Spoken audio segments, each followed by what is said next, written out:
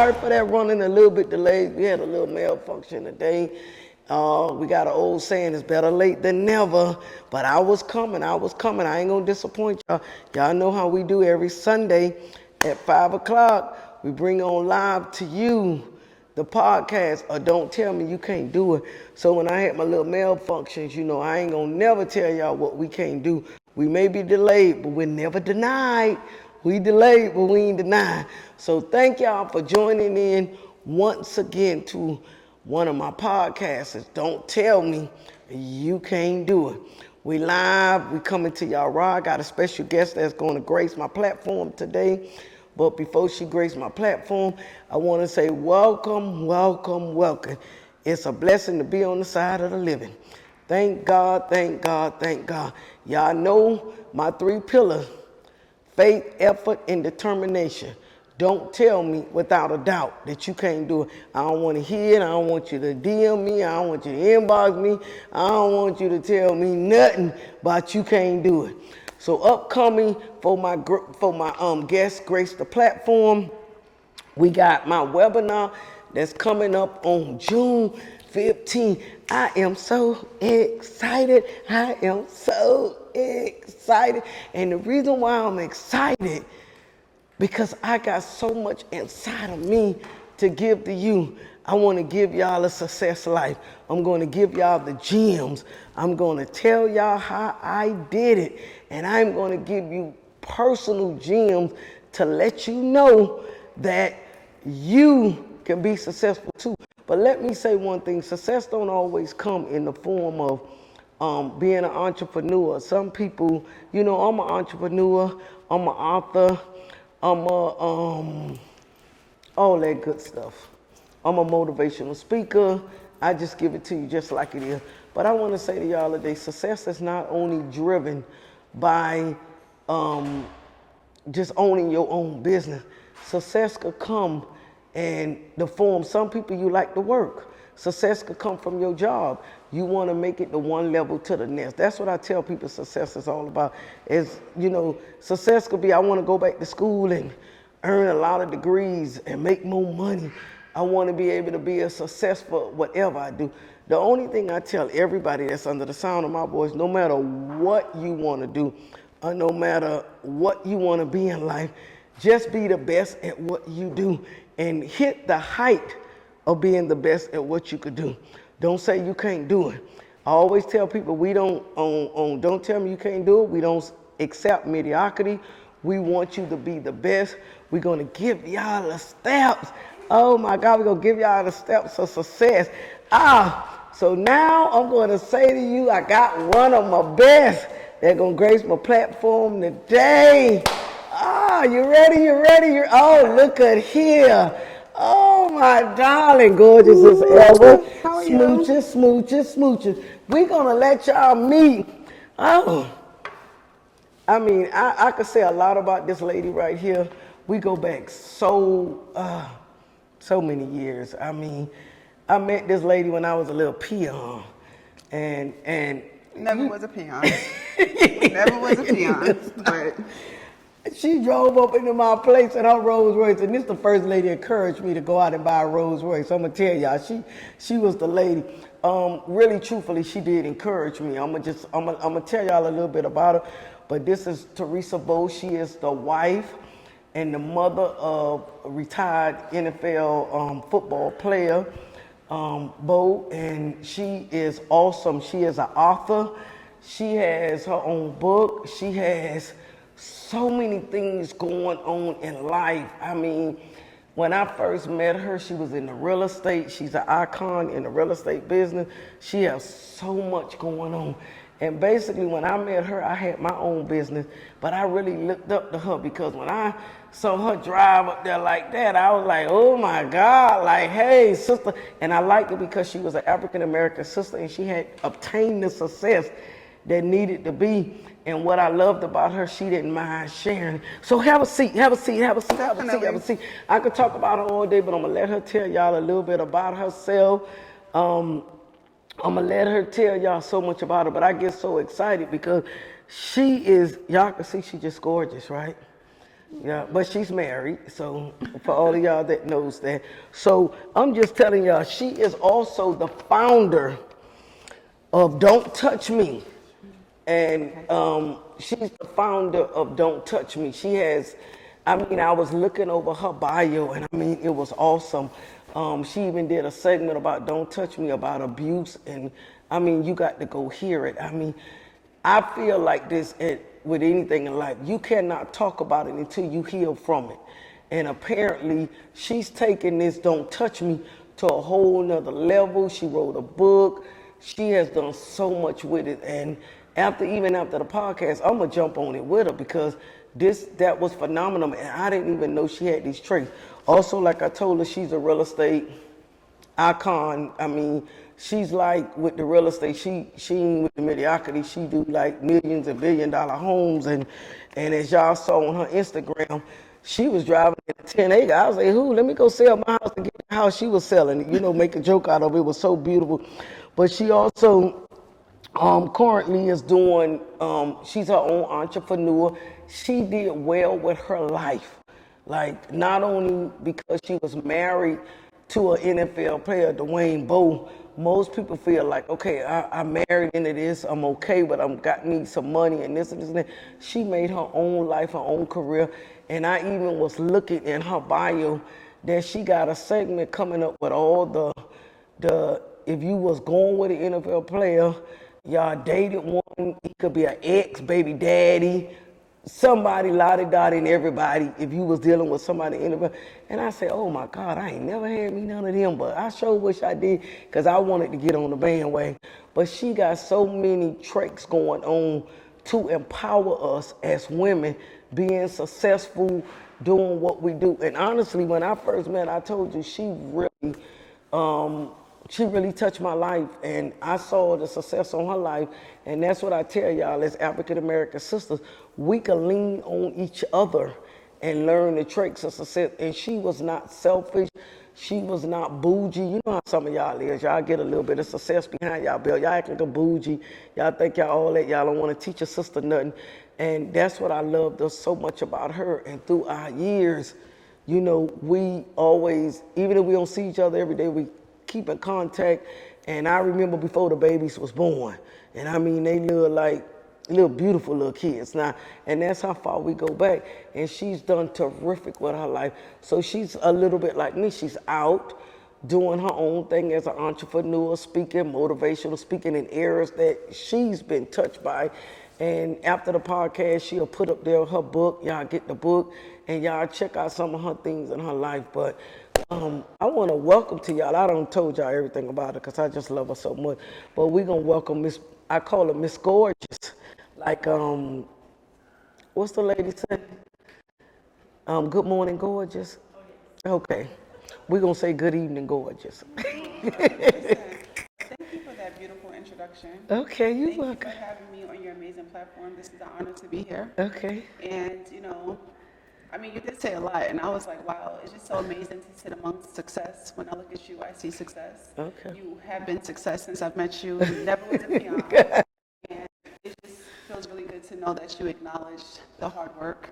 And a lot of people do see me, and they know of my husband. Yeah. And they don't recognize the success and the hard work that I put in before meeting Bowe. Yeah. And it's just like, you know, for you to even recognize that, that means a lot, because people see NFL and they discredit everything that I've done prior to Bowe and even with Bowe, and they just think it's NFL money. But I've been a hard worker. Like, since I left New York, I was raised from survival, and that's all I knew. So thank you for that. You're welcome, but and she's absolutely right. Before she married, she was the fiance of Bowe when I met her. And she was grinding back then. And what I love about her, she didn't go on his platform. She made her own stage. And as a married woman myself, you could have husbands, companion with success and a lot of things, but make your own life and your own legacy, because it's going to become more meaningful once you do it than you getting it from somebody else. And a lot of times we get comfortable and complacent of, okay, well, the man making the money and all of that. And I really saw that in you. I mean, since the day I met you, you be surprised how you inspired me, because I was talking to my daughter last night, and I said, you know what? She really don't know. She was the first person that when she drove up there, I met her. It was alone. Like I told her, how old is the oldest son now? 10. It was over 10 years ago because he wasn't even born then. He wasn't even born then. And we was talking about real estate and house buying and all of that. And she was back then picking up, and one day she came in a Land Rover, one day she came in a Rolls Royce, and I was like, hold on here. And I was like, this is my dream car. And she always said to me, you could do it. You could have it. She always said, it's ways you could do stuff. So you was very empowering in my life, and you never knew that, but I always looked up to you. But I didn't know that you had so many streams of entrepreneurship. I didn't know that you was an author.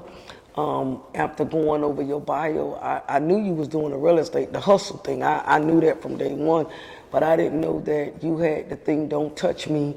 I mean, that was phenomenal because I did a segment on low self-esteem that I had as coming up as a child. And one of the ladies inboxed me and said, why do you talk about that? And I said, you'd be surprised how many people was dealing with that and really couldn't talk about it. And it's like what you was going through, people didn't talk about that, but you could get delivered from your story. Yes. And I never spoke about child abuse. My husband and I, we went on a show on the OWN network in 2019. I never faced being abused as a child until we went on the show. I didn't understand childhood trauma. I didn't understand why I went through it. I was embarrassed of it. I was at the point where I felt like it was my fault. I told my mom, she didn't believe me, and I was at the point like, if my mom does not believe me, no one's gonna believe me, it's my fault. I participated in this abuse, and I'm part to blame.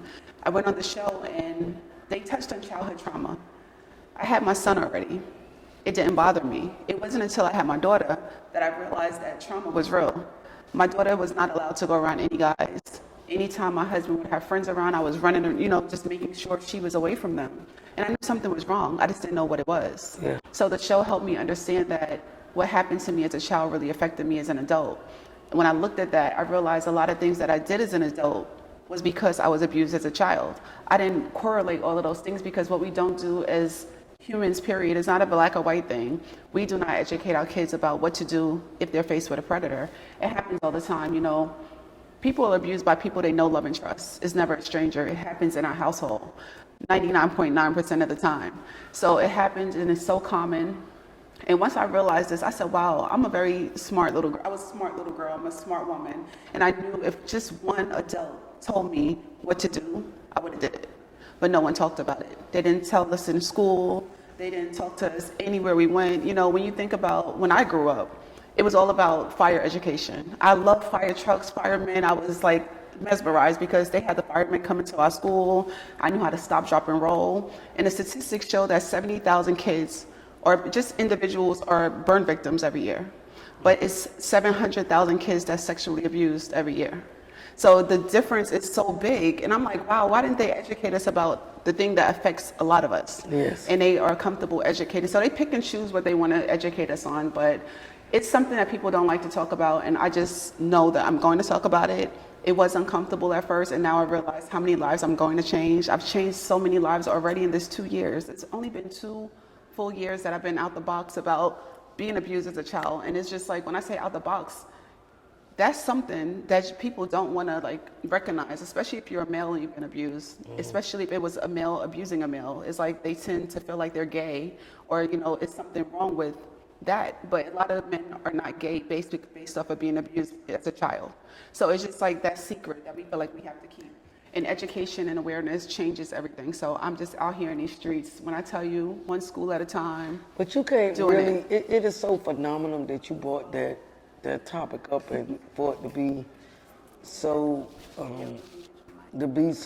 strong with it. Because honestly, as you know, as being younger, a lot you are so positive. I think it's just the way we was brought up. Like we don't talk about things like I had a segment with my sister on, and all we talked about was parents say go to school, get an education, graduate, get out the house. They never even taught you how to be a wife, a mother. They never taught you how to deal with your femininity as you come up Yes. as a young adult. Like when you start this, like even some of the younger women that got teenage daughters, how they do when they get their menstrual, how do they act around? But Lori, you know why? Think about it. Our parents wasn't educated. They were only teaching us what they were taught. Right. So Cycle. we have to break the cycle. Yes, it's a cycle Yeah. that repeats itself. So I didn't know prior to going on this show in 2019. I had a 7-8-year-old son at the time. My daughter was only 2. I never spoke to my kids about what to do if they was faced with a predator. I didn't know how. No one taught me. So how was I supposed to teach them? It took me to go get educated to now know to educate them. And as you say the thing about your administration, as you say the thing about marriage, as you say the things about cooking and cleaning, if you don't teach your kids as a parent, it doesn't stop with just child abuse. It doesn't stop with low self-esteem. It doesn't stop with being a great wife or being an entrepreneur. It's up to us as adults. And a lot of us, we're just so thinking we just need to raise our child and get them out the house and just get them an education, that education is one thing, but just the fundamentals of life is a whole different ballpark that we fall short in. And I totally agree with you because 100%, like you said, our parents wasn't taught that. Because some of these parents, I heard one young lady say her parents don't show affection and love. So a lot of times the male grow up and they think it's a sissy thing to say I love you or I care about you. You find most men, they don't even know how to be affectionate unless there's a sexual contact going on because they never was taught that. Because like you say, in the home, boy, you better not cry. That's a sissy thing. You know what I'm saying? So it all starts back to that. But I'm so glad you're making a difference with that. That's the basic purpose of my podcast is like I give people people will look at me not being a successor and don't know that I struggled with self-esteem for many years. And I struggled with self-esteem is because I didn't think I was pretty. I didn't think that nobody wanted to marry me or be with me. I didn't think none of that. I thought I was the ugly duckling. I felt like I had to get validated. And I came across a lot of friends, and I got friends to kind of smother me feeling beautiful about myself. And it's not until I became around a woman and some female friends, and one of my female friends say, "What? Are you kidding me? You felt that way?" And it kind of like made me feel bad that I felt that way. But then I was like, why do I feel that way? So then what I did was, I'm always a praying person. I asked God to help me to love me. Because how can I be productive to love anybody if I don't love me? But it was what I was taught. Because when we was coming up, my mama always taught us just work hard, be clean, go out there and make it. It was never, love yourself, take care of yourself first. So you're absolutely right. But now we're in the 21st century. And I think a lot of people have those benefits and they're not really taking advantage of them. Like they got a lot of benefits to, and people got a lot of groups like therapists, and a lot of people could go to counseling and things like that to get help for abuse, not only sexual abuse, but domestic abuse. First 5-10 years of my marriage, I went through domestic abuse, but my domestic abuse came from that was the way I learned to communicate. And I communicated that way because I saw my mom and dad communicate like that. They didn't communicate verbally, talking sensibly. My mama always and my daddy always fought, and that way they communicate. And I learned when I got married, like, damn, did I pick that up from them?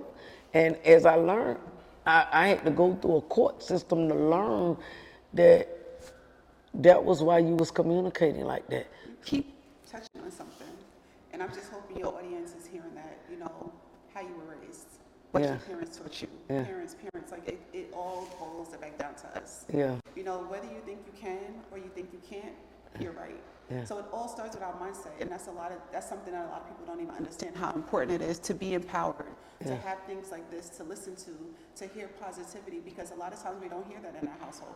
A lot of kids don't hear in their own household that they're beautiful, that they're amazing. My little daughter gets told that all the time. My son, he struggles. He's like, "Mom, am I not nice looking?" Because everyone's telling her, but not telling me. And I'm like, "Oh, she's a girl, so it's different, So I have to explain it to him, but I go out of my way to remind him how handsome he is. When he gets dressed, I'm like, "You are so handsome." He's like, "Really?" And that goes a long way. And so it starts in our household. Everything that we do with our children, man. It's like if you look at your children and they're they steal or they lie or they're conniving or they're loving. It starts with you. If you're a loving parent, a parent, a lot of times your kid is going to be loving because you're showing that. Yeah. If you're somebody that's always arguing and defensive, your kid may be like that as well. Yeah, so we have to take accountability of who we are Break when the we're raising cycle. our children because they watch everything. Yeah, and that's they are a absolutely reflection true. of Because I us. always said, if God blessed me with a daughter, I was going to change that. And God knows, I thank God, I changed it. I talked to my daughter about everything. I mean, she's married now. Little Lori is married, and I'm still in her business. And I teach her things. And before she wed, I told her these are the things I struggled with, and I want to break the cycle that I wanted you to see differently. Even the success letter, when I did this podcast and I launched it, I did it to show people if I was a person that came out the ghetto, and I call Little Robin Hood the ghetto, I didn't have a silver spoon built in my mouth. Like you said, a lot of people look at, because you're an NFL wife player, that, okay, well, you already had it. But I struggled from the ground up. Nobody gave me nothing. So the purpose is to let people know you can do it. I don't care any situation you in, if you're not comfortable with it, you can do better. But you got to change your mindset. You got to change the people that you govern yourself around, because that has a lot to do with it. It's not only our household, but it's the company we keep. I mean, if you hang around people that's always negative, you won't. I meet people all the day, and I say, when I go into places, I say, how you doing today? And they looking all around, what's wrong with you? Oh, well, I'm just working. Why you just working? Are you like what you're doing? If you don't change it, and you can always change your situation if you can. So I let people look at me and say, look, I didn't come, nobody gave me no money. I didn't get $1 million. This is why I do it. So I can show you that you can do anything that you put your mind to, but you got to change your mind in order to change your direction. It's not going to change unless you change yourself. But then you have to be around people that would encourage you, that would empower you, and that going to sit around you and you see focus there. Because I didn't change my mindset, so I started hanging around people that kind of like made me look just like for yourself. I saw you drove in that road, I was like, look at that sister. And honestly, it wasn't even nothing about the car and everything, it was her spirit. Because a lot of time people make it successfully and they don't want to, they act snotty and snoopish and don't want to get nothing back. You was just so open. So basically, I do my podcast, Don't Tell Me You Can't Do It, because you can do it. Look at the success of my life. That's why I have it at my mansion, to let people know you can do it. And sometimes it don't only take money. Yeah, we need money to pay bills, but sometimes getting up that ladder is who you know, not what you know. What you focus on expands. So as you talk about your mind, it's really, really important. We don't even understand that we have a part of our brain. It's called your reticular activating system. People just refer to it as your RAS, R-A-S. But pretty much when you're driving down the street, you wanted that Rolls Royce. You probably drove outside, started seeing Rolls Royces. Once you put your mind to something, you start seeing it. So it's just like what you think about manifest. So that part of our brain, a lot of people don't even understand it. So whoever's listening to that, Google that. Because you'll be surprised what you focus on expands. So when you want greatness is going to happen. If you have a bad day and you're just being negative things just keep happening. And if you're speaking about it, you have to focus on positivity. You have to focus on growth. You have to focus on things that you want. That's good. We focus on bad. Like some people could think themselves to being sick. Like you could think about like, I don't feel good, and all of a sudden your head start hurting. It's like your mind is really, really powerful. And it's just like, once you understand how powerful this brain is. Tell somebody that really not doing good in life to really have that positive mindset. Like, really, you have people, just say like today, people are really like catching hell due to COVID. Business ain't doing, job ain't doing good, stuff at home ain't doing good, kids ain't doing good. How do you mentally, I think right now a lot of people done kind of clocked into a lot of therapists. How do you get in the mindset? Because I know what people may say, oh, they done made it, so it's easy for them to say that. I know where you coming from, because you gotta, it all starts in your head. Or everything starts up here. Before I tell people, the first thought come to your head, then it goes to your heart, then it start walking. Yes. It starts in your mind. Once it come in your mind and it go in your heart, all you got to do is start walking with it. But people could say to us, well, we made it. That's why we talk like that.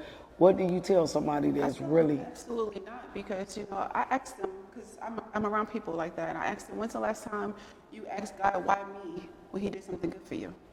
We're so quick to ask why me when there's something bad, but it's like you have to trust the process.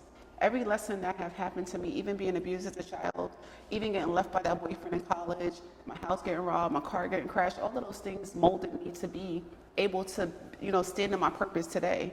I wouldn't have been ready and able if I didn't endure those things. You have to go through something. You can't no one just walks out and be perfect. And it's like, if you can't endure the storm, how could you dance in the rain? Like, seriously, you have to be able to go through those things to be able to, when God gives you that blessing, like, it's a lot on my plate. When people look at me like, oh, I'm not that wife that's sitting by the pool dangling a little bell and no, that's right. Like, I'm with you now. I'm with you now. For my children, I pick up my husband's drawers off the floor. I do laundry. I grocery shop. I do everything. It's like life is like I wouldn't have been that had I not been able to go through those things. So life, people like we're not just sitting here and haven't been through what most people go through. And it's so what I tell people is no success without a struggle. I don't care who you are. I don't care the billionaire. I don't care the millionaire. And the reason why you have to have a struggle before you get the success, like Ms. Bowe said, you learn to be able to handle things a little better. Nothing in life that's rewarding will not come without a struggle. I always tell people, your lessons is your tutor. You're supposed to learn from those things because your tutor is not the judge. It's not the final say of what's going to happen in the future. So when you think about like every lesson, every trial, every bad thing is truly a tutor. I'm supposed to learn from this. When bad things happen to me, and no one likes bad. But it happens, and now I embrace it. I go into this ready. I wake up, I'm like, if something goes wrong, I got my mind already ready. Like, I'm going to find the positive in this. I'm not walking into this about to curse somebody out. I was just in Kansas City. I just got off the plane, and, like, this is why this whole thing. But I'm in a car with my girlfriend. Someone cut us off. I'm like, calm down, relax. Because you yelling and screaming is only messing up you. It's not messing up that person in the car. They can't even hear you. Yeah. So it's just like you have to mentally know that you want to do better, be better, all of those things. That's the only way it's going to happen. If you don't have that talk with yourself and you're not mature enough to know that yourself, it's not going to happen. And like you're going to be in the same position because you're going to keep doing the same negative things. Yeah, and it's learning from the lessons. And I always say repeated lessons is something you decide to do. Oh my God, because repeated lessons is something you decide to do. I always tell people when you repeat something, that's a decision. Yeah, it's the first time is a mistake. The second time is a choice. And it's a decision. Because if you keep repeating it, it's a decision. Yes. There's no way, it's like in life, I made this mistake. I'm like this, I don't like mistakes. And of course, I know I'm wrong, but I don't like being wrong. So when I make a mistake, I beat myself up. Like, how can I do it? But one thing I don't do, I never say it's not a way out of it. Mm-hmm. It's not a way to think better. I'm like Gerald Levert say, baby, school me. I'll go back to school. I'll go back to school to learn. And even in business, I've made some bad decisions. Mm-hmm. And I don't beat myself up about it. All I do is say, Lord, I'm not going to repeat that over again because I learned. But a lot of people, they don't want to go through the rough patches. They want to make it successful like us. And like you said, I'm still back in my prep room, dressing bodies, doing this, getting my podcast, taking care of the house, just like you say, doing the same old thing. But I'm determined to make it because I have a made-up mind that I'm not going to let nothing get in the way. Now, only thing going to get in the way is life or death. That's just my attitude. Yes. Things that I can't control. Tomorrow I can't do nothing about, but yesterday I can't do nothing about, but tomorrow I can. And how I can change tomorrow is the way I think. I got to get up and think like what I'm going to do tomorrow to make that a better day than I did today.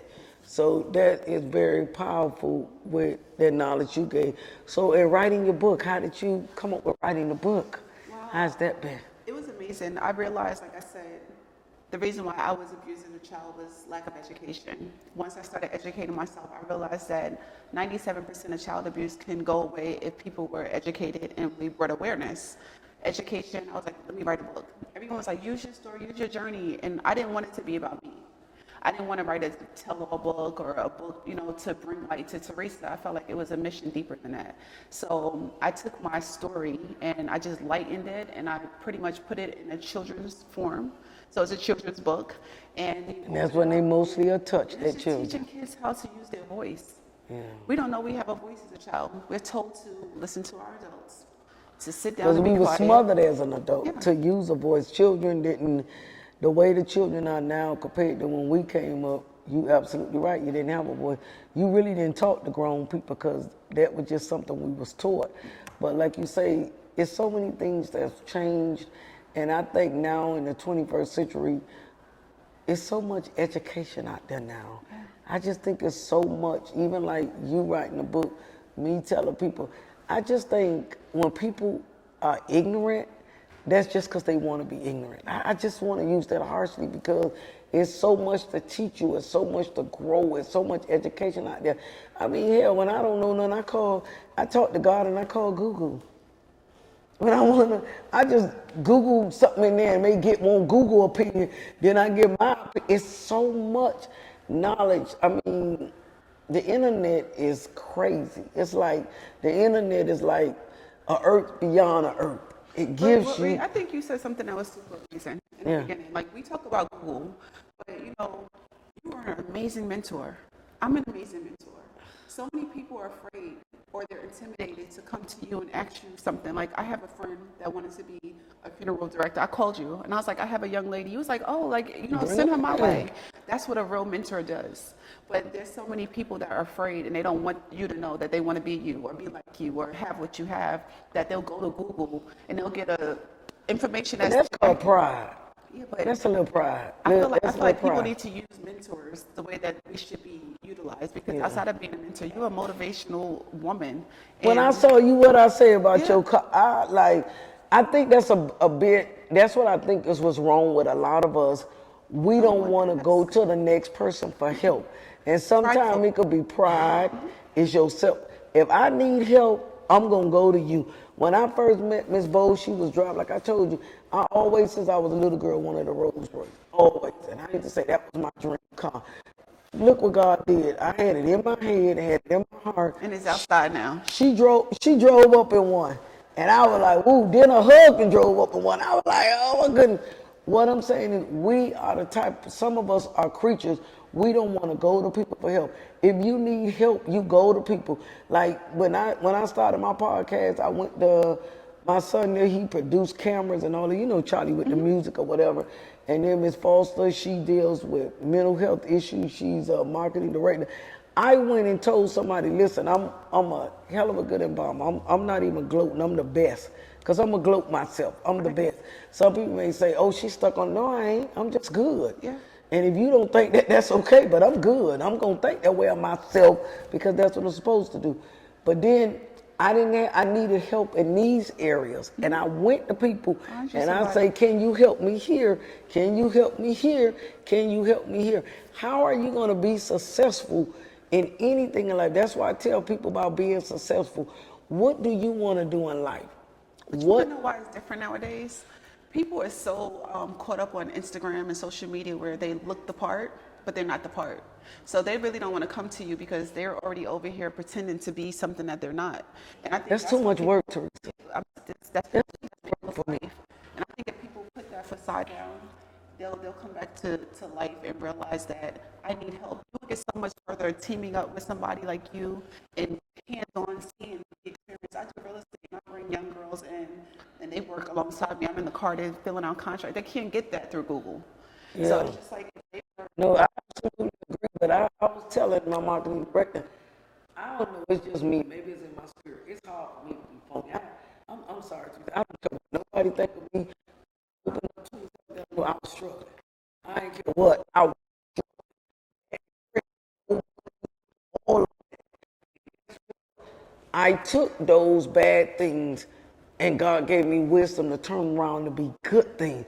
What I did was I didn't stick with bad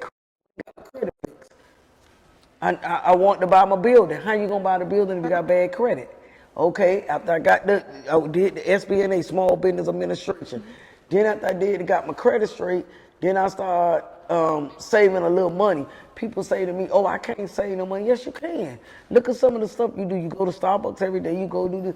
I just believe whatever people want to do, they align themselves up with doing it. If you want to buy a nice house, you save your money, get your credit bill. You can't envy nobody when you can have the same potentials to do the same thing. You just have to apply it. That's why I got a webinar coming on June 15th to teach people the gems. I'm giving them to you. No matter what they pay for that webinar, what I'm giving you is priceless because I'm giving you the know-how and I'm telling you that what I got to give, we finna do one-on-one coaching. I tell a lot of people, okay, 99% of the black people have bad credit. You gonna stay there? So what if you got bad credit? Get it fixed. How many people don't have bad credit?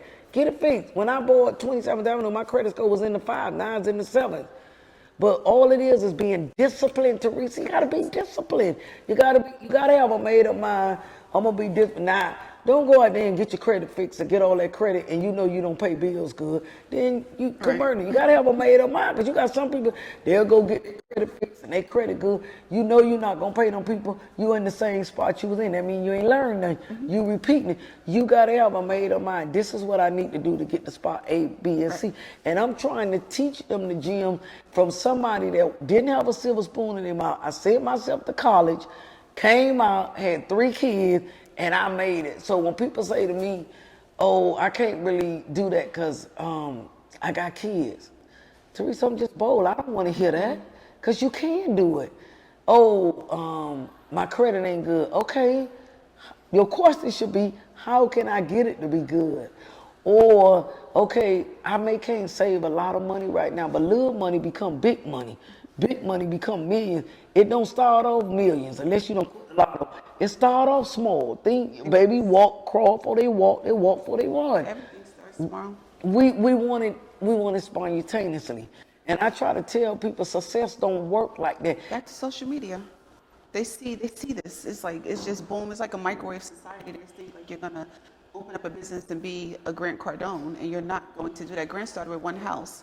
Now he has $1 billion portfolio. You started where you started, and look at where you are now. It's like you have to start no matter where you are, and that's the thing. It's like people, bad credit, like you said, people don't even understand 6 months to a year. You can go from a 500 to 700, literally speaking. It doesn't take 5 years, but that's education.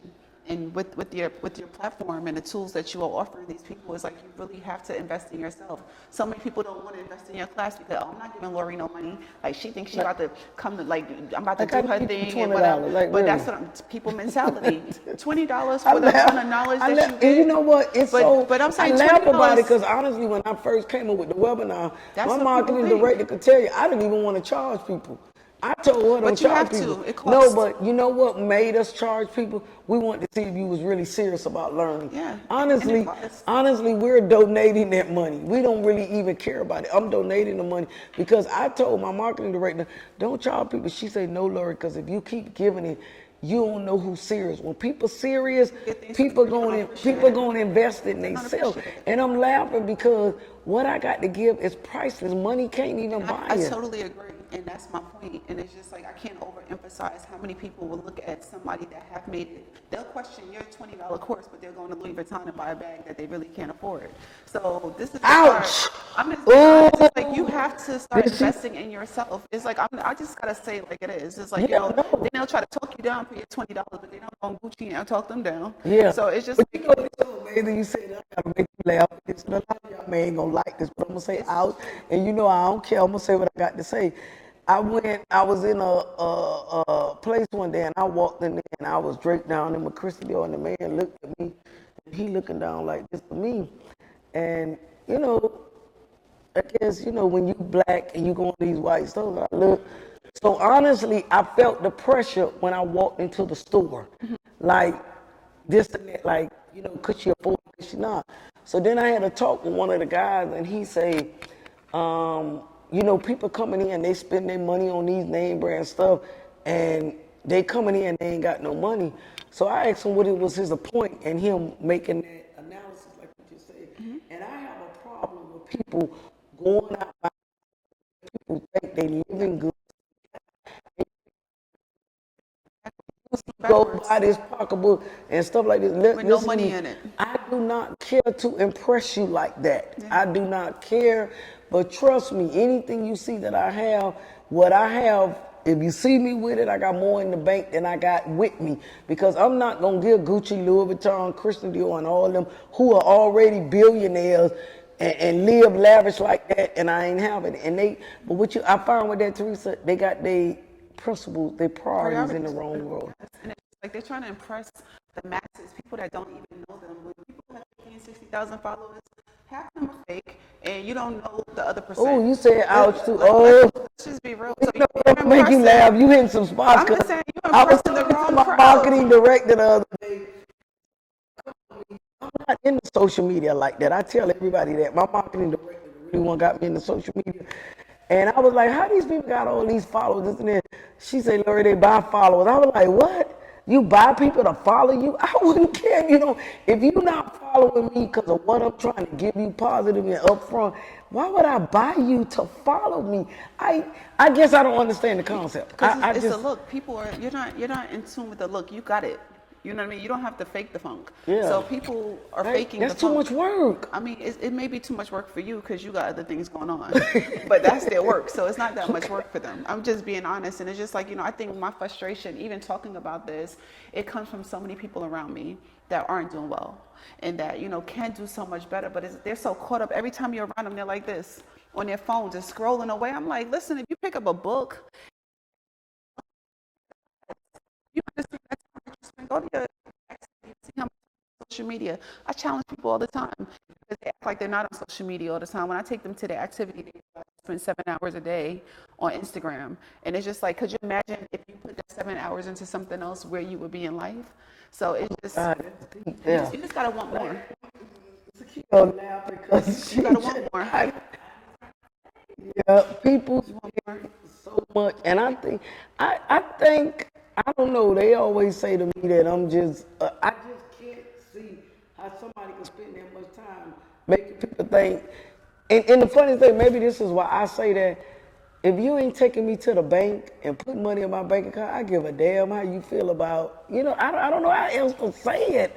Like, it's too much energy into you thinking, is that real? Is that like that? And this like this? Why would I care about that? I'm trying to tell you to get the gym to live a better life.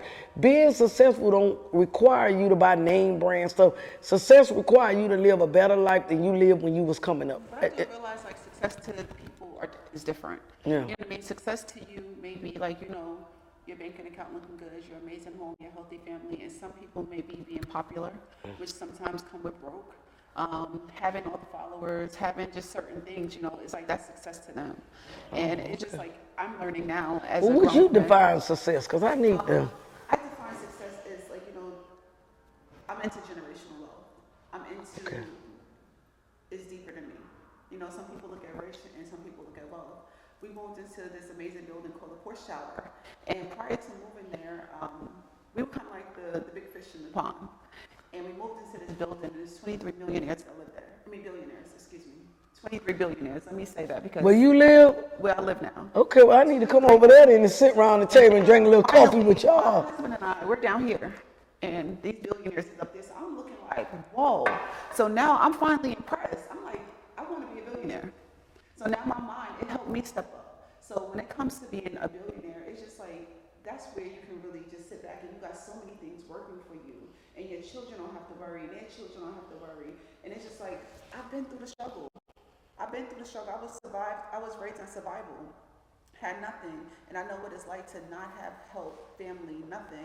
I don't want my kids to be like that. I really want them to live a life where they don't have to think about going to rob or sell drugs or do anything or put on some stripper shoes or do nothing like that. I want them to feel like my mom and my dad really paved the way and we are straight. This is what those people in that building have done for their children.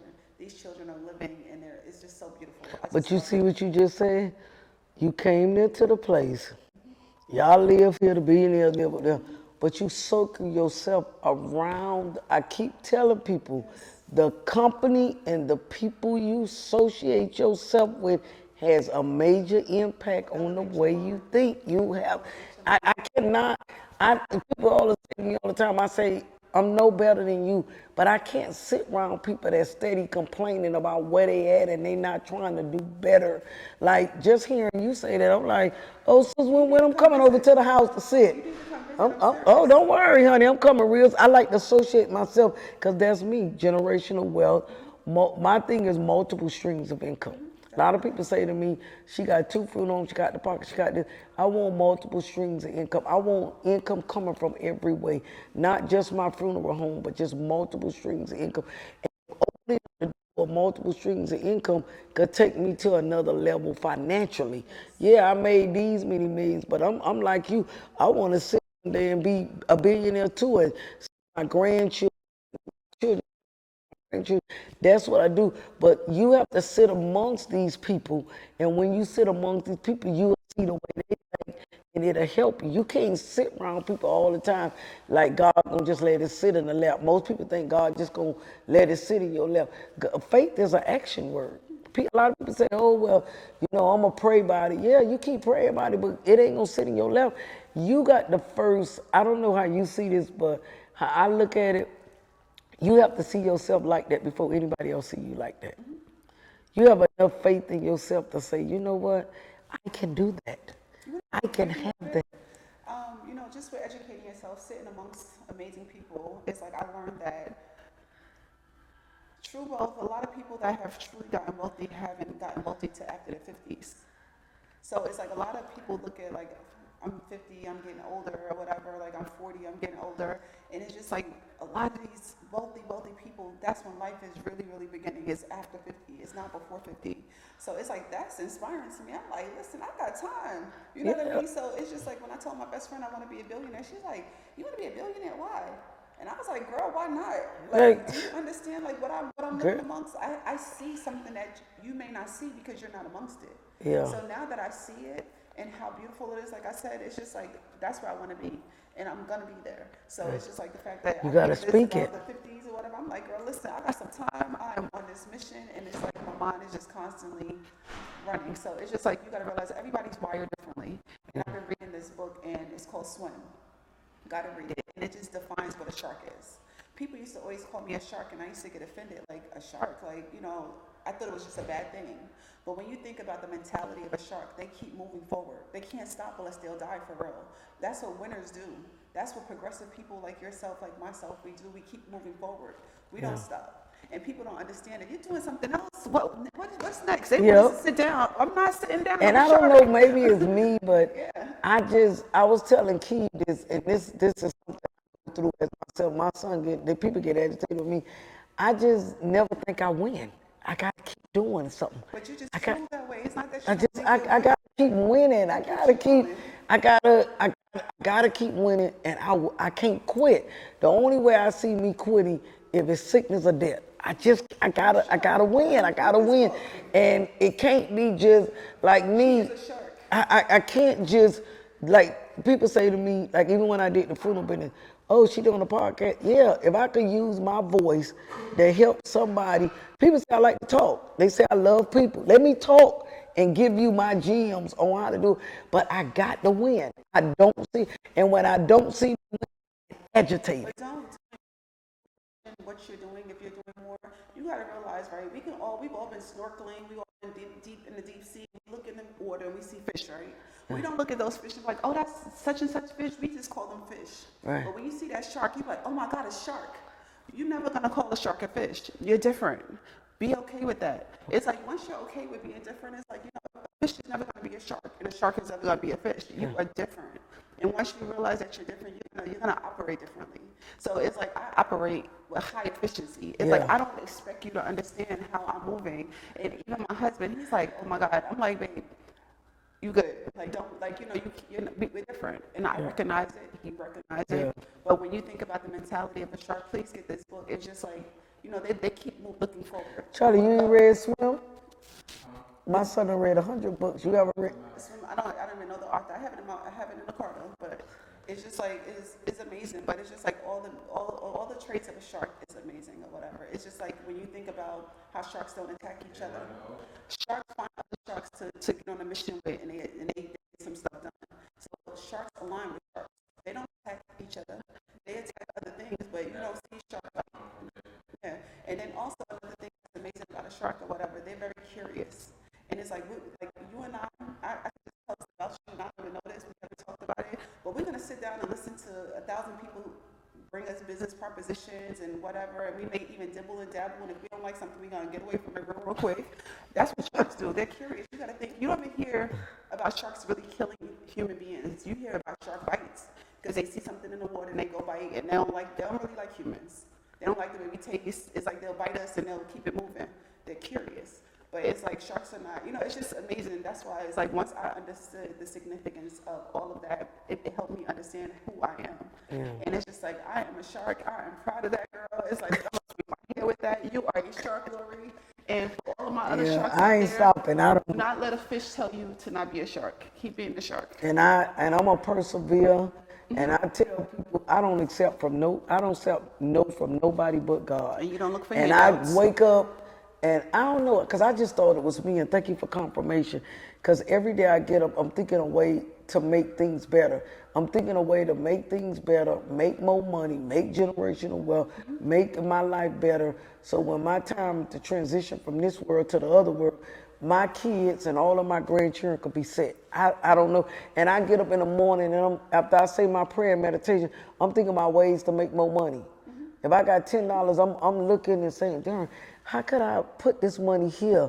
What could I do? Then I get on the phone with my marketing director. Sometimes she dimming me down a little bit, like, slow down a little bit now, slow down. And I say, listen, my podcast, it got to move. It got to move because I got so much I need to give you that it just like, you ever have something so deep inside of you? It be so deep inside of me. No one's going to understand.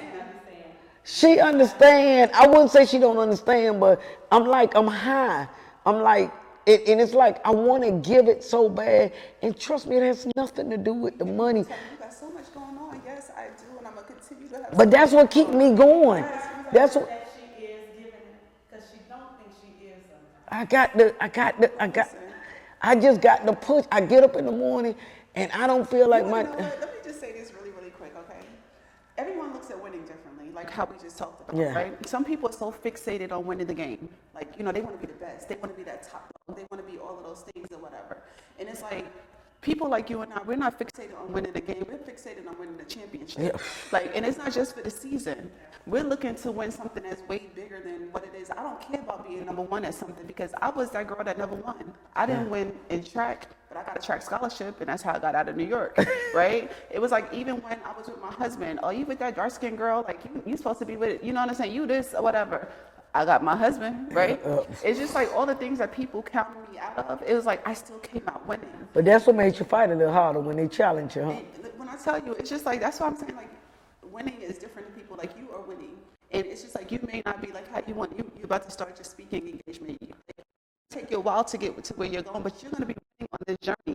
And every little step that you take, you got to appreciate that. You got to appreciate every single thing. A year ago, I started Heels and Motivation. Never did an event in my life, right? What is Heels and Heels Motivation? and Motivation is like, I started empowering women, and like I used that platform to educate adults. I was like, let me figure out a way to get in front of adults. So I knew that a lot of people want to learn about business, and I had a reputation for that. So I got women together. It started out as 100 people, and it went to like 250. But with this, it was literally me not knowing what I was doing. I started this event. I didn't know about Ticketmaster. I didn't know about none of these things, nothing. But it went from it being okay to getting better every single time. So as you talk about starting, you have to start somewhere and not be afraid. But it's just like, when it comes to me saying all of this, it's just what you're doing. It just gets better. And it's just like, we start, and it don't be right at first. Like how you said, the bad credit, all of those things. It don't be right. Don't be right. Nobody see that really but us. Yeah. We are so critical on ourselves or whatever. But I be hard on myself because I know inside of me I got so much to give.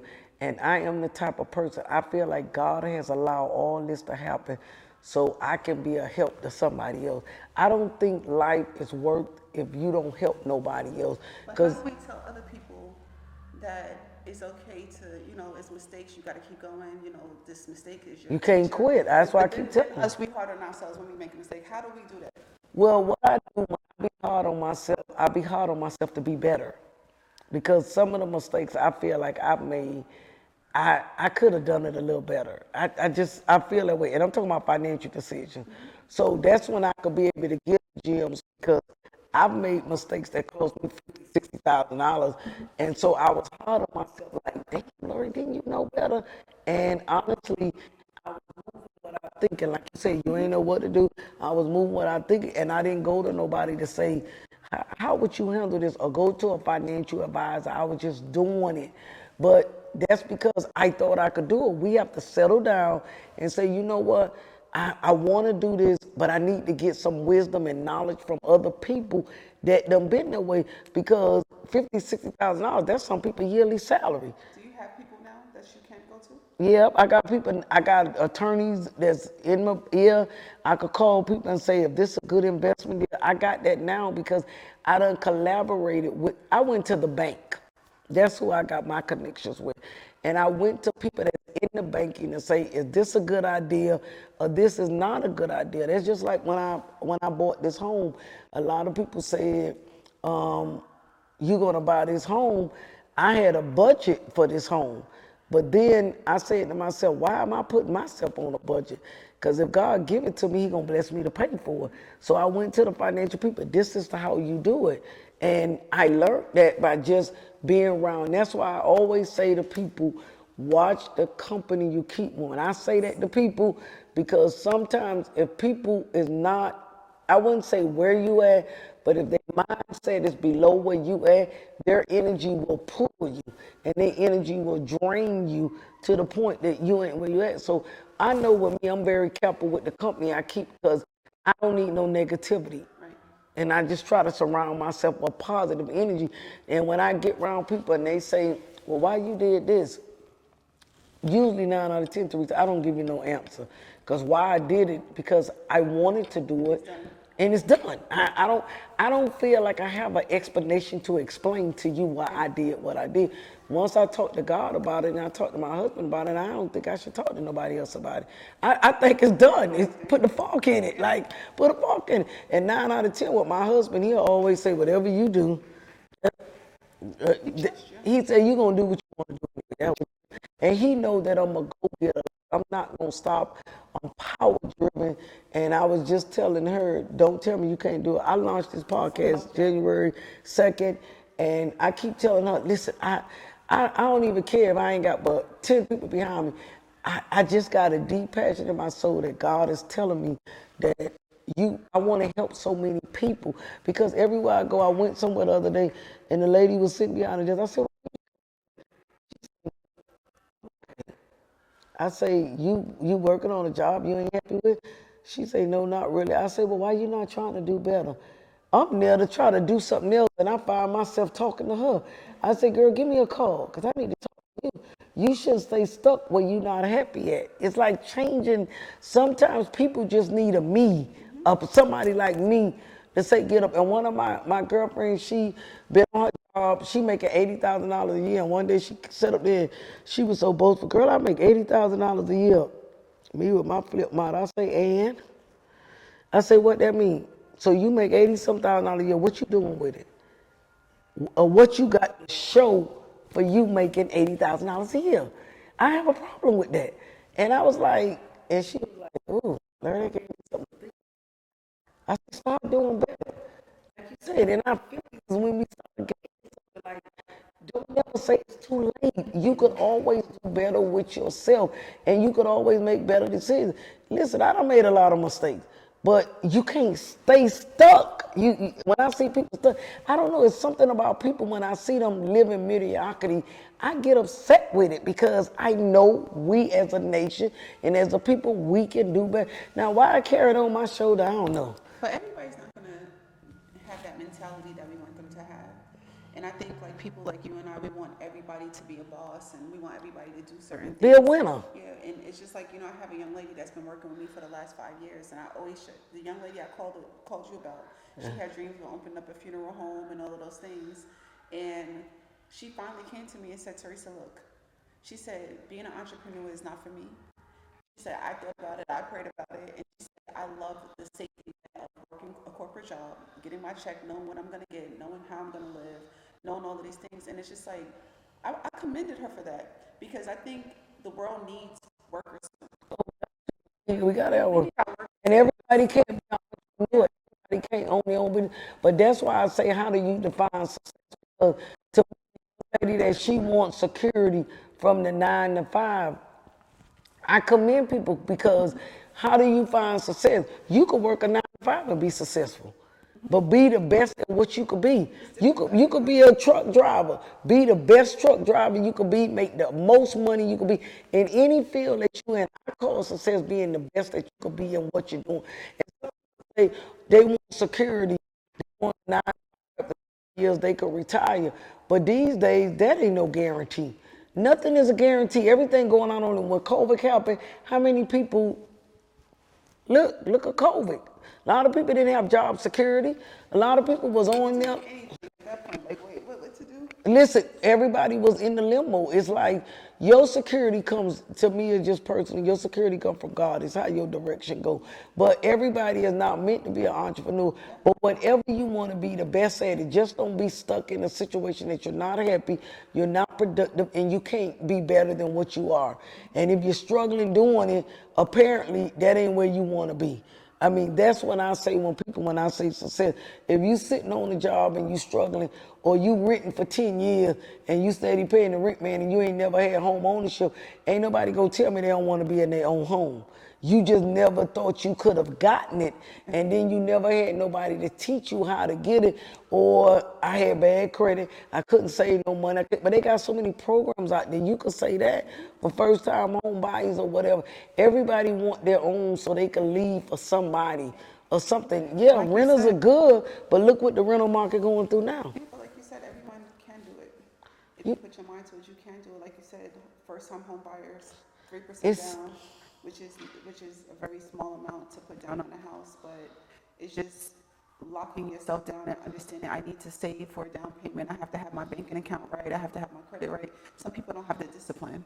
It's just so many things or whatever. And I just know that people need people like you to continue to spread positivity. Well, I'm going to die trying. I can't save the world, but if I can save a handful of them, listen, if I can save a handful of them, I really can. But you know what, Theresa, I love what I do.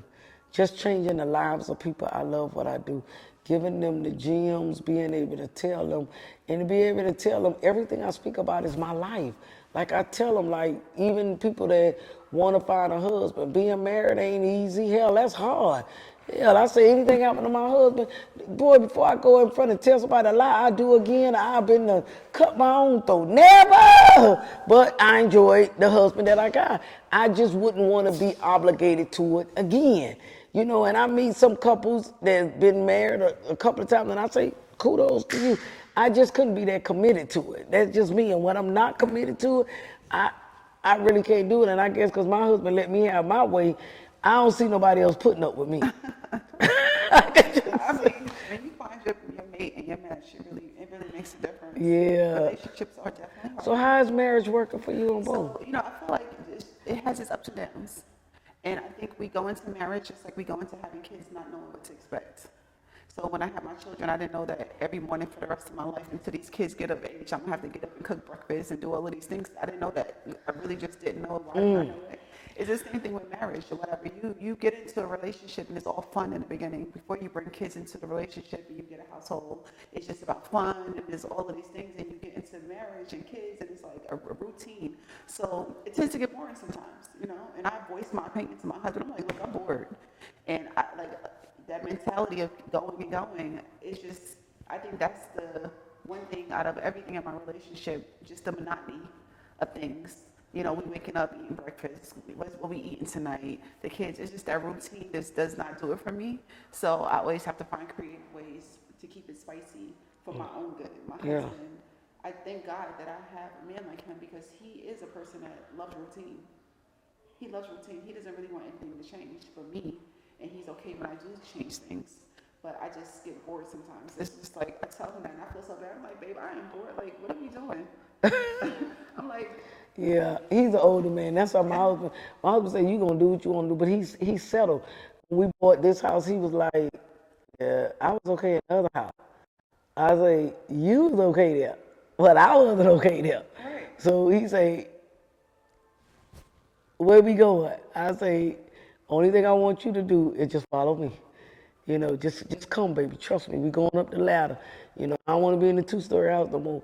And he'll come, but he just trusts me enough to make good decisions because he know when I go out on that limb, I'm gonna make good decisions. I can't stay stuck. I just can't But stay stuck. happiness for me in my marriage comes from me still having my own individual self. There was a point that I was like so caught up into his life and his lifestyle that it was like I was just right behind him, and I was like, it was just bad.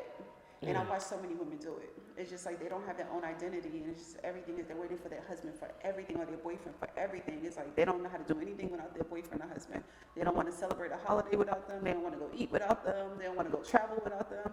And when I look back to that point where I was so dependent of him, and this was me moving from Kansas City to here to Miami. I'm not from here. He's from here. So it was just like he was my everything. And I had to break away. And I'm like, T, you was independent. You was all of these things or whatever. Like, you know, when it came to your friendships and relationships, you have to find that again. So it's just like once you lose that in a relationship and you are solely dependent on somebody, it's not healthy. Yeah. It's not healthy. So it's just like now I do me. He allows me to do me. It's like I still do things with my friends. It's just like, it just feels I'm free. Yeah. So when you get boggled down in a relationship and then if one little thing goes wrong, like you don't know what to do. Like, oh my God, like where's my partner at? It's a beautiful thing. I'm like extremely happy. I thank God for. That's the why man I that say he I would chose. never do it again because ain't nobody made for me but mine. Listen, My husband let me. relationships are hard. Listen, I commend people that try it again and again and again, but my husband let me do whatever. He just like, go ahead. And his end word is, Larry, you know you're going to do it anyway. I say, but thank you for trusting me that you know I'm going to go out. So, you know, that's good with marriage and being a mother and being an entrepreneur. How did that work for you? So the blessing here is my husband is retired. So Oh, wow. the roles have reversed. So when I talk about me running behind him, his career was all crazy and all over the place. Now he settled down. He wasn't as hands-on with our children when he was in his career. Now he's such an amazing dad. You know, I just went out of town for 2 days. I had a death I had to go attend to, and it was like I had to get up and leave. And he was so amazing with the kids. I was like, "Do you need me to call some help?" He's like, "No, I got my babies." And I watched him in the pool. Like he's just amazing. So he allows me to now get out there and do what I was doing before I had to kind of like shut it down. And it's just such a perfect fit as you're talking. And I just love the fact that he has stepped up and, you know, just he allows me to just grow, and he loves watching me do what I do as well. That's good. That makes a good thing. You know, I'm so proud of you. I mean, 10 years with it, boy. Now you see, like, hey, I'm living that dream. Like, and I'm just like, every time I ride up here, that's why I try to tell people, I knew you was in Davie at one point. Now you saying y'all moved. And I thought I was coming closer to you, and then you still wait. You don't move closer to being here. Now I ain't got to do yet. But listen, that was a blessing, man. But we still have the house here in Davie. I'm under contract with the one right up the street. It's closer to 595. We doing the vacation rentals with the homes, and we do amazing. I love it. The Airbnbs, like? Airbnbs, vacation rentals, event space. For the home over in Davie, we rent it for $3,500 a night. So it's rented like a minimum of 20 days a month. So that's what prompted me to get the second location. We'll close on it probably Wednesday of this week. Okay. It's amazing. I would love for you to come. So you just buying the property just for Airbnb purposes? Oh, that's good. So that's a lot of streams of income.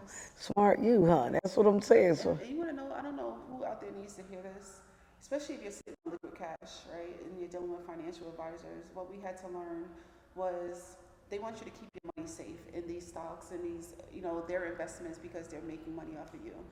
we called them and I was like, look, we need to take $700,000 out. Oh, you sure you want to do that? Blah, blah, blah, blah, blah. And I was like, yes. I was like, this makes sense. I said, we're making a lot of money on this house. This opportunity is here. And our financial advisor was like, I just think you should keep it here. You'll be good for the rest of your life. You don't have to do this. And I asked the question, my husband's on the phone. I'm like, so if we take this $700,000 out, what does that do to hurt us? Well, it's just, it's not there. And then the interest that you will be getting on that, you're not going to get. And I was like, well, what's the interest on that? I said, tell me exactly like what we're getting on 700,000. Minimum 10%, maximum probably 20%. I said, so 70,000 or $140,000 in a year. That's what we're making off of that. He's like, yes. I said, but did you just hear what I told you? $3,500 a night, minimum 20 nights. You know what I mean? I was like, the mortgage is going to be $12,000. I said, we're going to make way more than $60,000 in a matter of 3 months. The math just on there. But it's just like my husband, when he heard the numbers, it's like a light bulb went off. He was like, these people, this is another thing I learned about wealthy people. Black people, especially, we're afraid of debt. Like, we want to pay off our cars, we want to pay off everything. Wow. White people are not afraid of debt. They use debt to their advantage. And they are absolutely winning. And I learned that let me tell you what I learned from the bank. I know it's so true what you were saying. I went into the bank and I was gonna pay off, I think a house or something. And when I bought this house, I had liquid money. You know what the lady said to me? This is the difference between not knowing. And this is what I tell people perish for the lack of knowledge or they just don't know. She say, white people does not use their money, they use their credit. They use their credit. They got more debt than you think they got, but you thinking the payoff stuff. She say, what you do is take your money to invest and you use their money to do what they got to do. Like if you want to buy another house, use credit. Long as you know the money coming in to pay for it, use credit. They do not use money, they use their credit. That's why it's very important with most millionaires, their credit is very important. They walk around with an Amex, their credit is important. Their credit is like their lifeline. They go in the bank, ask the bank for $500,000, and they'll take that $500,000 and buy this property. I think when it comes to that, as we're talking about this, I feel like these is nuggets and gems that we're dropping on people. But when it comes to even purchasing a car, wealthy people, they put minimum money down. They paying the little taxes and stuff. They're not putting $50,000 down, $100,000 down. Us, in our mentality, we're like, I want my payment to be $600. So how much y'all got to put down to get to $600? So we don't even know that every $1,000 that you put only takes $20 off of your car note. Yep, I know that. So I knew that. When you think about when you put $20,000 down, right, and you take your car note down that, like, let's just say 20, 40, whatever it is, what is that, like, let's say $300. If you do the math, 12 times 30, 12, 24, 30, that's $3,600 in a year. So you're going to put $20,000 down to save you $3,600 in a year. So when you're not saying the length of your, it just doesn't make sense. And we are just, we're so big on numbers, and just to think that we have this lower balance, like, we only owe $10,000 on our car. It's just like the mentalities, we don't get educated the right way. What you think about leasing a car? I love it. Okay. The reason I say that, to ask you that, we just dropping gems and nuggets right now on financial tips. When I started making money in my billions and started making the millions, I had a lady at the bank tell me when I went and first bought the first Rolls Royce, because that's the second one. She say 99% of these cars come out of their lease. You don't want to buy these cars. She say lease them. She say, because when you lease them, you can flip them every 2, 3, 4 years. She say, Ms. Davis, it serves you no value to purchase a car. And I'm like, I'm learning the gems now. I'm coming up in the $1 million status. And I say, what do you mean?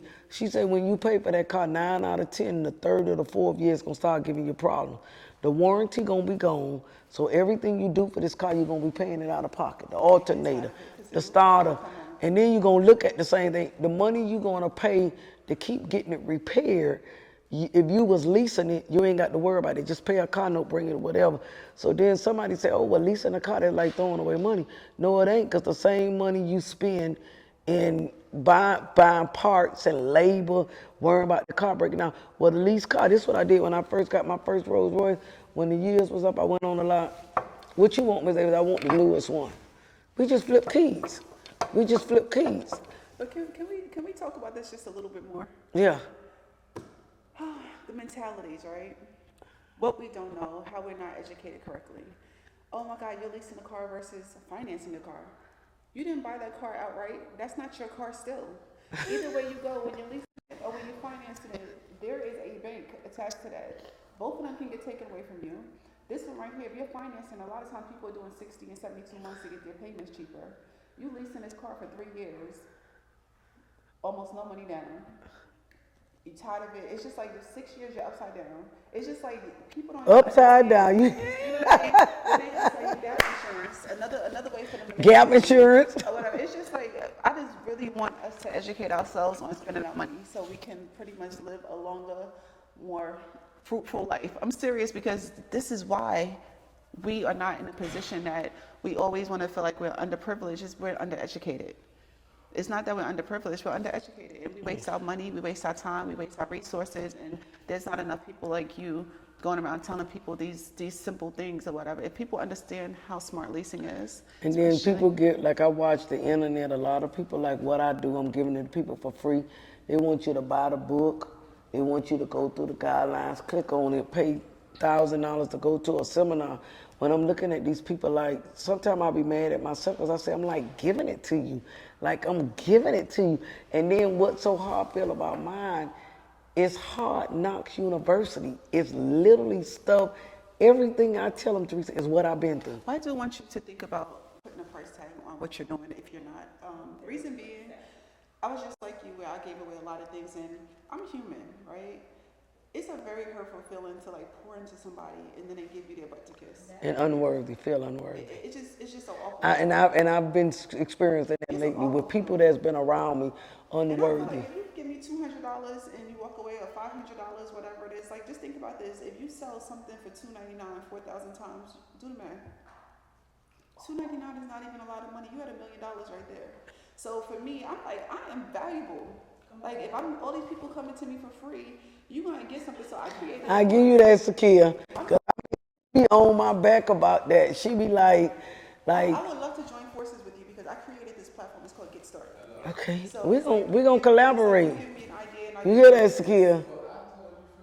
Yeah, but I'm gonna really tell you, my son, let me tell you about him. He thought he had a little edge on me.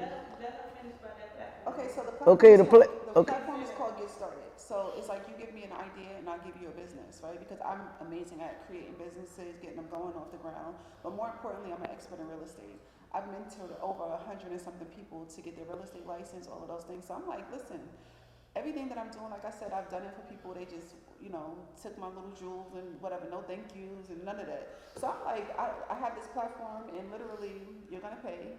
And I'm going to give you everything you need to know to walk into your real estate career, right? And I'm going to even mentor you and do all of these things. But when it comes to give you an idea, I'm going to partner with people. And it's just like what your expertise is. It's like pretty much every module will be something else. My girlfriend got one for a restaurant. I got one for the music career. How many artists is out there and they don't have their split sheets, their side artist agreements, their producers. Like they don't even know music is 80% business, 20% talent. They think it's all talent and they lose every time. I've been around it. I know you have as well. So just let people pay for what it is. If they want it bad enough, they're gonna pay. But people are gonna take free things all day long and do nothing with it a lot of times. So it's like allow them to pay because like you are giving them something that they can't go to college for. Yeah, that's what I don't know. I guess my mentality was I'll get more if I give it free than I charge people, and that's because even my son Charlie, when we did the webinar, literally like we got a webinar coming up the 15th in the Jews. I want you to go on and look at the webinar, whatever. I know you pass it, I just want you to support it. The webinar is real inexpensive, and I was telling Key the other day, like I want the webinar to be full. She said, don't worry about it. Whoever get on there, get on there. And it's like people want you to give them something and you giving them hard earned. So I just think it's my connection. It's who you get connected to. But I'm getting to the place now lately in the last couple of weeks I was spending her. I come on this podcast every week after week after week, pouring out my heart and soul to people. And be honest with you, I ain't getting nothing out of this, but trying to reach people. But now I'm learning, like what you saying, you just like, you feel so underprivileged and so undeserving that you pulling this out to people, and then you can't even get no support from them, and you giving them this. So guess what? I feel like if I was white and I was rich, I'm black and I'm rich, but if I was white and rich, people will pull more into that. Like they won't have no question about it. But when you black, they think you need their money. Like I don't need your money. But Only you might be surprised that once you market what it is that you have to a crowd that's not your inner circle or like what's around you, people are gonna like you. You gotta think this world is big. People and be that's so what she. stuck in this little circle right here, right? I'm saying people be so stuck. They're stuck. They're stuck right here. They don't see that it's Alabama, Arkansas, Mississippi, Tupelo. Like, I mean, girl, listen. When you like, come That's on, why when my podcast go, I want to take it around the world. I was girl, telling her listen. I'm that. talking about you don't have to take it around the world. The digital platform is amazing. Like, you can do marketing, and you can hit all of those cities, and you can be sitting right here in your beautiful luxury mansion, and everybody's gonna see it. Yeah.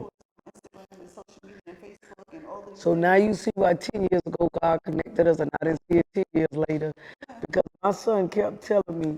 Sometimes you gotta hear it from somebody else. You know that, right? But Sometimes I you gotta didn't, hear it from no, but somebody I else. hear. I've been telling her this since like 2013. My daughter's 8. I saw it when I first met her too. She's not Oprah, so most times to sit around and see different types of women and to know I'm amongst it, it makes me go back and look at her and be like, you're already successful. So the facade you speak about that most people put on Instagram, she's living. So I'm trying to get her to understand exactly what you said. I say, Mom, you gotta sit outside of people that's not in a circle. Because if you the richest one in the circle, we ain't gonna get far. I say you gotta sit amongst other women and other men who are just as much as you. Because if that person's in real estate and she's in front of business, but both of y'all got money, it's so many different things Well, y'all I can appreciate discuss. you right here because they see and they're like low key envious or whatever. And it's just like they want what you have because they're right here. You know, that's what I love so much about you when I met you. You never gave me that. You never gave me that. When I drove in the Rosewood, I was like a kid in the candy store. And you always encouraged me, like, I mean, and you was like the sister, like, from another mother. I told him that the other day, and you didn't even really know that, and I'll see you. And I was like, that is a beautiful black girl. I mean, inside and out. I'm not just telling you this because you graced on my platform. I saw your growth since 10 years ago. And you was the first person influenced my life when I saw that Rolls Royce because I saw a sister with it. And that was enough. And you was like, girl, you could get this. You said it like, girl, you get this. Girl, you get this. And when you said it, I was like, me? Me? I said, me? And sometimes, Something special. yeah, sometimes you gotta just get a pat. And that's why I was telling you that I wanna go to another level. And my son always say that I'm comfortable with around me, but I don't really socialize with people like what I'm gonna say that got more millions than me because I'm like a person, I'm always hustling. I'm always hustling to do better in the funeral home, make the funeral home better. You know, I got 2 funeral homes now. And we trying to open up a 3rd location. We've been kind of hustling for it. It's a building I've been trying to get for a couple of months now. We trying to hustle. And all I want to do is give the people affordable funeral service. I mean, elegant service at an affordable price. But even in doing that, I don't want to be in the funeral business. I just want to operate from an outside, a chief executive officer. I want to put them in place, open up the job, y'all work. I'm going to give y'all the training, do what you got to do. But I also want to do my motivational speaker, and I want to do like, that house that I had in Miramar, I wanted that to be an Airbnb, but I wound up having to sell it because it was in a subdivision and they won't let me do Airbnb, which was complicated. And I really was upset because I really didn't want to sell out, but the only way it could be lucrative for me about Airbnb. Right. And that's another something I wanted to get into was the Airbnb. And that's what, I'll show you the house and I'll also show you some things. Like I've been looking because now that it's worked for us, you know, people are like, you know, my best friend, like they want to see property. So I've been like on a hunt in non-HOA. yeah, I want to do like subdivisions. Airbnb, like Airbnb. I want to get like a couple of, you know, like maybe start off with one let it work, and just kind of like maneuver it. And that's something I want to do in with my motivational See, speaking. this is a shark. You see this, right? Yeah. A shark does not stop So growing. I'm sleeping I'm and everything. serious. I thank you so much for coming and joining me today. I really, really appreciate been it. an absolute honor. Y'all see the entrepreneur, y'all see the wife, the business owner, y'all check out her book. I mean, this lady here, y'all check out her Instagram. I'm gonna tag y'all and post y'all on everything.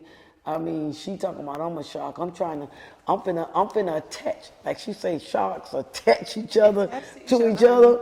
I'm finna attack. She was a great inspiration to me. See, as y'all look at me, I have inspiration in my life as well, and she was one of those ones that kind of like was a great influence on my life. And if ain't nobody told you, you're doing a wonderful job. Thank you.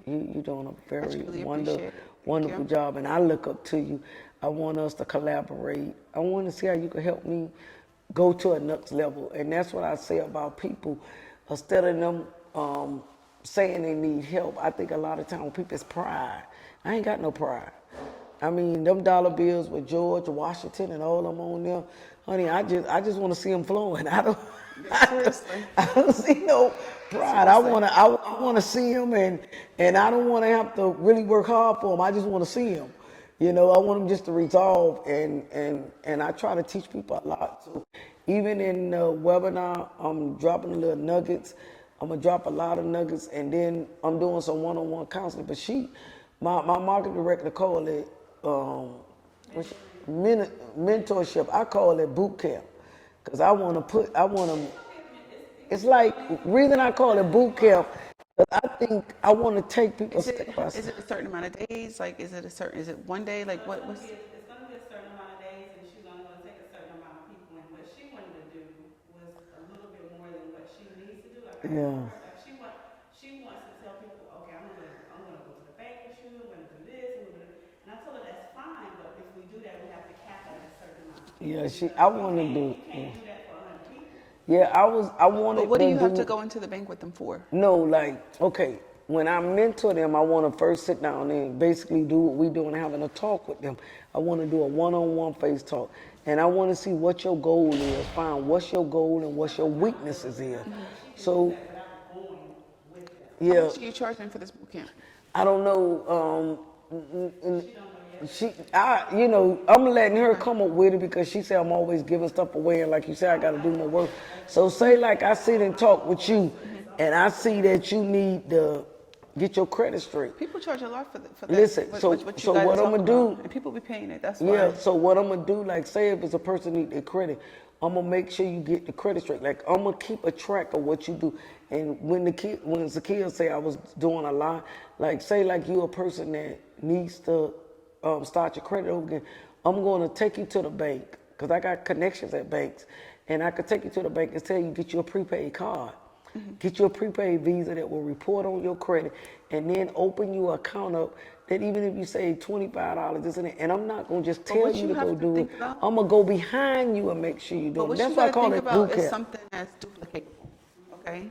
So if you're putting yourself in this position to where you have to do this, I'm not saying that you may not want to do it as you're starting, but it's like you want to have a system to where if you are now doing this in North Carolina and you're doing it whatever, it's like you're not going to be able to duplicate you but a few times, because there's only one of you. So yeah. So it's just that. Well, Miss Foster is trying to retire herself soon, so you got that's your right. okay. Like she's all the way there. Yeah, so I'm just a more of a pusher, because I want to be in your. I think that people. It's still in her. She don't understand this new system. Like how you mentioned the social, how we're all connected. But I'm trying to help her understand this new system. She's still in their face. You're still delivering something that's in their face. You want to be their accountability partner. Yeah. You're still Yeah, meaning like if you tell me you went to the bank, I want to say to you, okay, this the type of person I want to be. I'll match you in the bank to make you go push yourself to do better. Sometimes people just need a little push. If you put $100 in the bank, I'll match you $100. But I want you to let that $100 sit, and in 3-6 months, I want you to put this much in the bank, and then in 6 months, I want to. you have different levels of your. Yeah, I got it. I got it really intense, because I know a lot That's of, like a whole different level of it. yeah. That's that top tier. So that's why I call it boot camp. She call it, So I listen to her because I still want her heart and her soul to be in it. And I'm creating it in a way that it can still be her heart and her soul as a boot camp, but also, like you say, a system where it can be duplicated, where it's not so just with one person. Like, she can't do that for 100 people. Is the sprinter van back out there? The sprinter van is back out there? Okay. You understand? So I'm thinking more so of if when she gets 50 people to join. Are you going to do that for 50 people? No. It has to be a And then when system 50 created. turns to 5,000, Absolutely. I and gotta then when get a 5,000 team. turns to, Thinking bigger than that one person. We got to collaborate. We got to so collaborate. maybe her starting that way is getting her feet wet so she can kind of see like what it is that works and doesn't work for her. And then I think like as it grows, So I would love to do that, but when it doesn't work, you know who's gonna who But ain't no such thing as it ain't gonna work. Ain't no such thing as it ain't gonna work. You can't tell me I can't do it. I don't. so it's not It's not that work. it ain't gonna, It's just it ain't gonna work. it's It just ain't like no such thing as it ain't gonna work, when I Teresa. say not work, I'm saying you may know like now I only can do this. This level of class is going to cost people $15,000 to get into it. For me to do this, it's $15,000. It's not $1,500. So you are going to still do it. It's going to work, but it's just like it's going to cost more to have you, like you or the gym. Or But I whatever. want to get the people because a lot of people can't really afford that, Teresa. So I'm trying No, to I'm get. not saying that it gotta be I'm going to their level.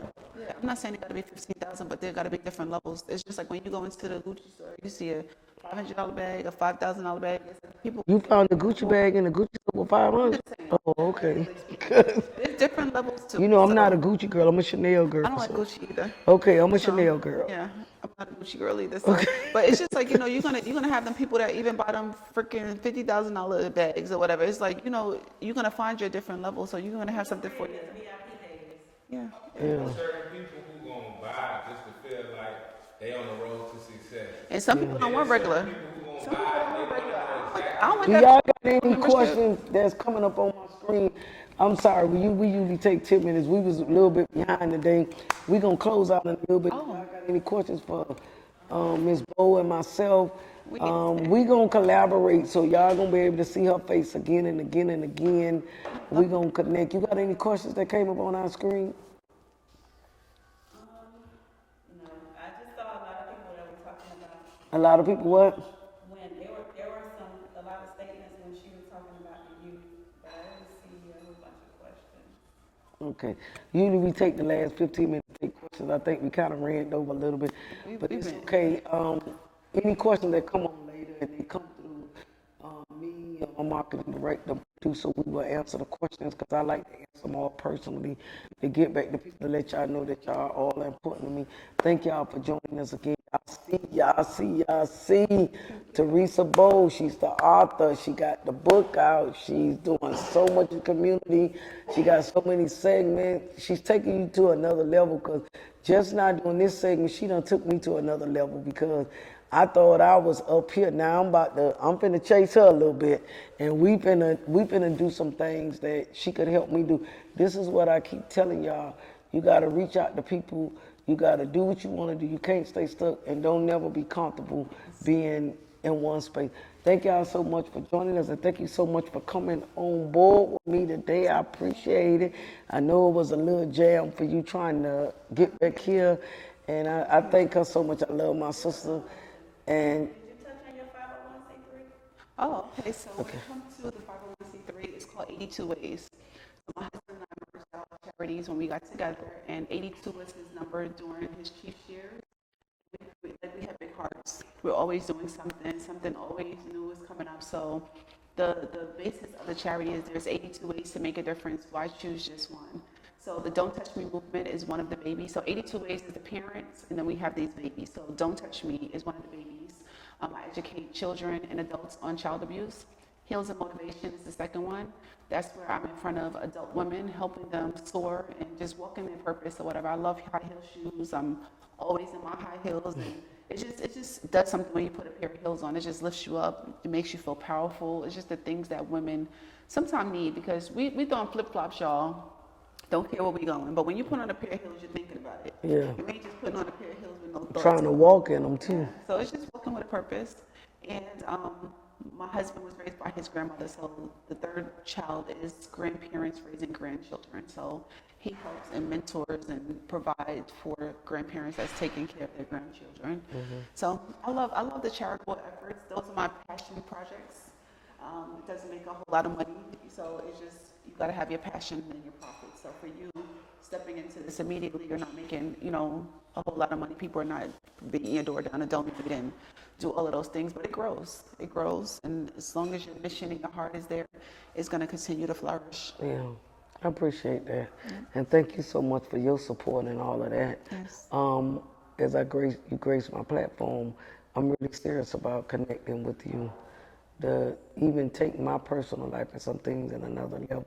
Don't tell me you can't do it. God got it in his hand. It's going to do what it do.